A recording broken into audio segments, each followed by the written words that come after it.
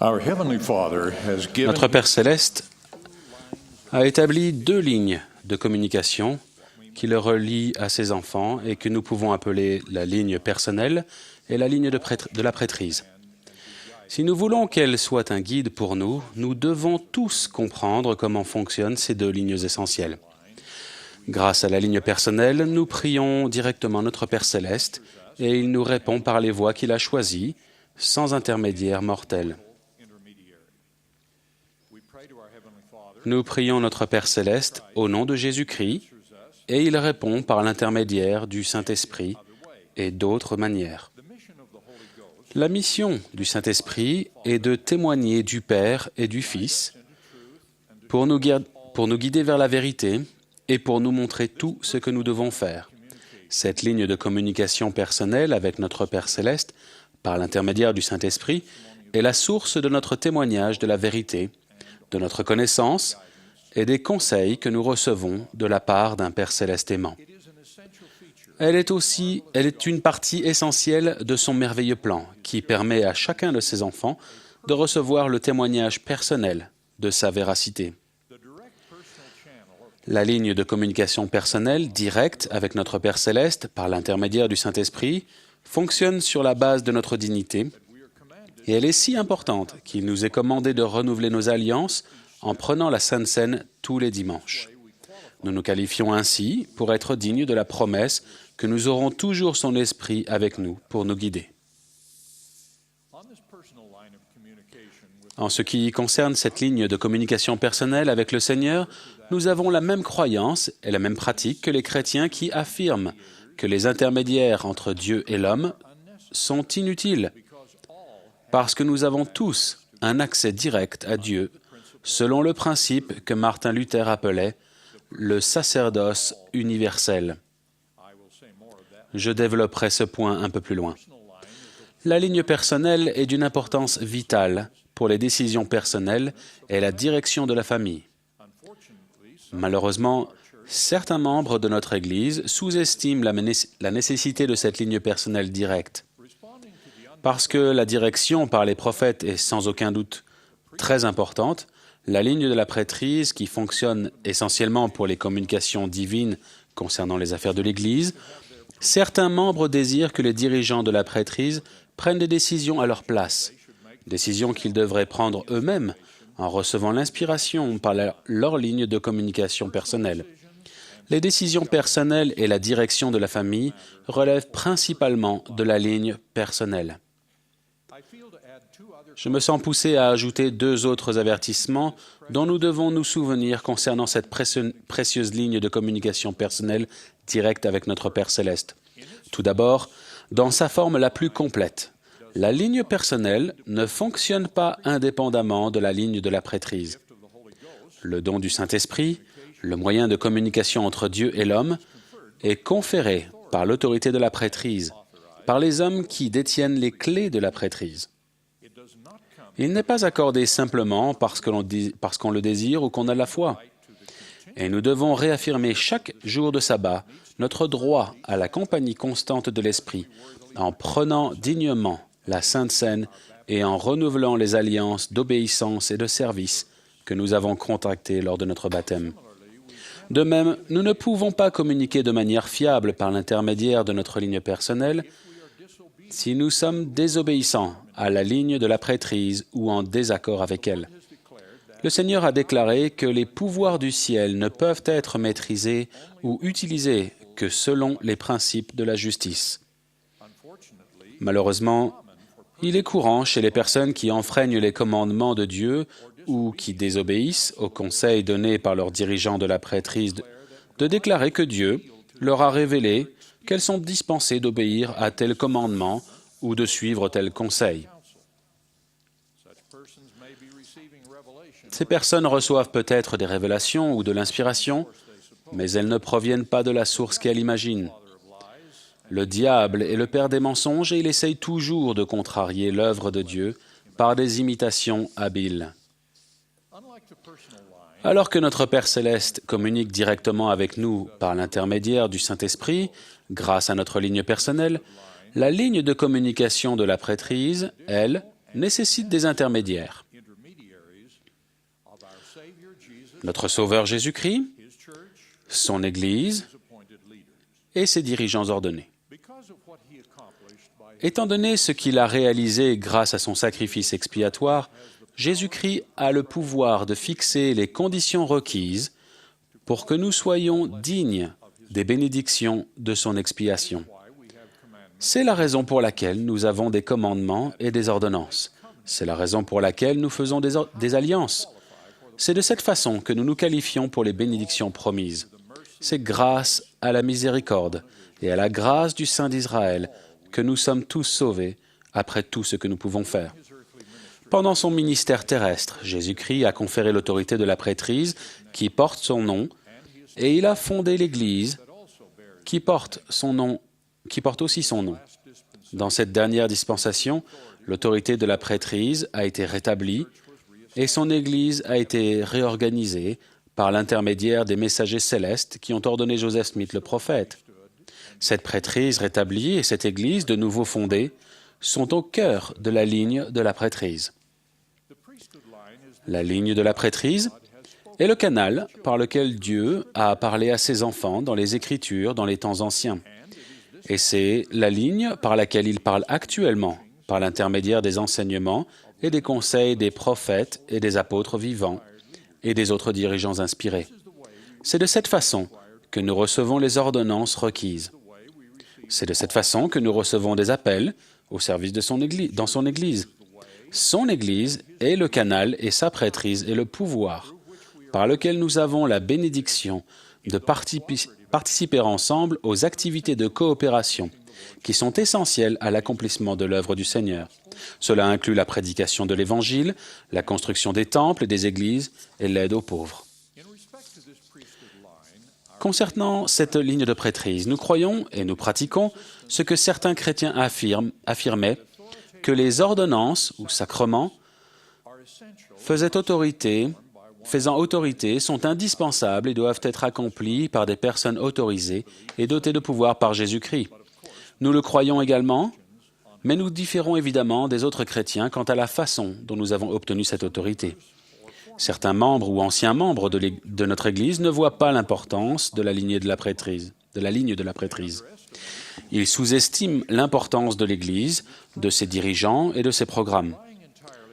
Se fiant uniquement à leur ligne personnelle, ils suivent leur propre voie, prétendant définir la doctrine et diriger des organisations parallèles de manière contraire aux enseignements des prophètes dirigeants. Ils sont ainsi le reflet de l'hostilité contemporaine à l'égard de ce qui est appelé avec mépris les religions organisées. Ceux qui récusent le besoin d'une religion organisée rejettent l'œuvre du Maître, qui a établi son Église et ses dirigeants au midi des temps, et qui l'a organisé de nouveau de nos jours. La religion organisée, établie par autorité divine, est essentielle, comme l'a enseigné l'apôtre Paul, pour le perfectionnement des saints, en vue de l'œuvre du ministère et de l'édification du corps du Christ, jusqu'à ce que nous soyons tous parvenus à l'unité de la foi et de la connaissance du Fils de Dieu, à l'état d'homme fait, à la mesure de la stature parfaite du Christ. Nous devons tous nous souvenir de la déclaration du Seigneur dans la révélation moderne que la voix des serviteurs du Seigneur est la voix du Seigneur. J'aimerais ajouter encore 2 avertissements dont nous devons nous souvenir au sujet de la confiance envers cette ligne vitale de la prêtrise. Tout d'abord, la ligne de la prêtrise ne remplace pas la ligne personnelle. Nous avons tous besoin du témoignage personnel de la vérité.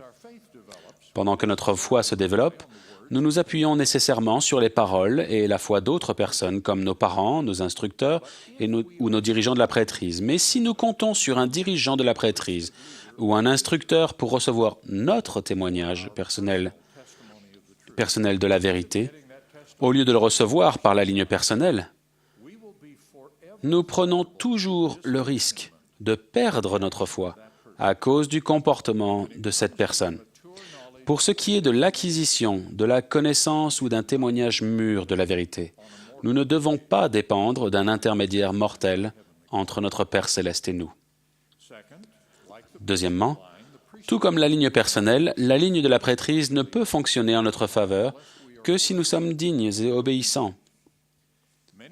De nombreuses Écritures nous enseignent que si nous persistons à enfreindre gravement les commandements de Dieu, nous sommes retranchés de sa présence. Lorsque cela se produit, il est très difficile pour le Seigneur et pour ses serviteurs de nous aider spirituellement, et nous ne pouvons même pas obtenir cette aide par nous-mêmes. L'histoire nous donne un exemple frappant de l'importance d'être en accord avec l'Esprit lorsqu'on est un serviteur du Seigneur. Le jeune prophète Joseph Smith ne pouvait pas traduire quand il était en colère ou énervé. David Whitmer raconte, je cite, « Un matin, tandis qu'il s'apprêtait à continuer la traduction, quelque chose alla de travers dans la maison et cela l'irrita. Quelque chose qu'avait fait Emma, sa femme. Oliver et moi montâmes à l'étage et Joseph monta peu après pour poursuivre la traduction, mais il ne put rien faire. Il ne pouvait pas traduire la moindre syllabe. Il descendit, se rendit dans le verger et supplia le Seigneur. Il fut absent pendant près d'1 heure, rentra dans la maison et demanda pardon à Emma. Puis il remonta, là où nous nous trouvions, et la traduction se poursuivit correctement. Il ne pouvait rien faire s'il n'était pas humble et fidèle. » Fin de citation. Je terminerai en donnant d'autres exemples qui montrent que les 2 lignes établies par notre Père céleste pour communiquer avec ses enfants sont nécessaires. Les 2 lignes sont essentielles pour accomplir son but, qui est de réaliser l'immortalité et la vie éternelle de ses enfants. Nous trouvons un exemple scripturaire très ancien de cette nécessité dans le conseil que Jéthro, le beau-père de Moïse, lui a donné en lui disant de ne pas essayer d'en faire tant. Le peuple attendait du matin au soir les conseils de leurs dirigeants de la prêtrise pour qu'ils consultent Dieu et aussi pour qu'ils prononcent entre eux. Nous soulignons souvent que Jéthro a conseillé à Moïse de déléguer en nommant des juges pour gérer les conflits personnels, mais Jéthro a également donné à Moïse un conseil qui illustre l'importance de la ligne personnelle. Enseigne-leur les ordonnances et les lois, et fais-leur connaître le chemin qu'ils doivent suivre et ce qu'ils doivent faire. Fin de citation. En d'autres termes, on devait enseigner aux Israélites qui suivaient Moïse qu'ils ne devaient pas soumettre tous leurs problèmes à ce dirigeant de la prêtrise. Ils devaient comprendre les commandements et rechercher l'inspiration pour résoudre ces problèmes eux-mêmes. De récents événements au Chili illustrent la nécessité de ces 2 lignes. Ce pays a connu un terrible tremblement de terre. Beaucoup de nos membres ont perdu leur maison, certains ont perdu des membres de leur famille, beaucoup ont perdu confiance. Rapidement, car notre Église est prête à réagir à de telles catastrophes, de la nourriture, des abris et d'autres fournitures ont été envoyées. Les saints du Chili ont entendu la voix du Seigneur répondre par l'intermédiaire de son Église et de ses dirigeants à leurs besoins matériels. Mais aussi efficace qu'ait été la ligne de la prêtrise, ce n'était pas suffisant. Chaque membre avait besoin d'invoquer le Seigneur et de recevoir directement le message de réconfort et d'aide qui est transmis par le Saint-Esprit à ceux qui le recherchent et qui l'écoutent. Notre œuvre missionnaire est un autre exemple de la nécessité de ces 2 lignes.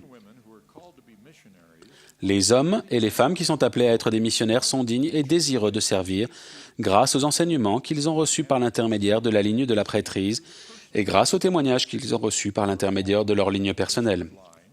Ils sont appelés par la ligne de la prêtrise.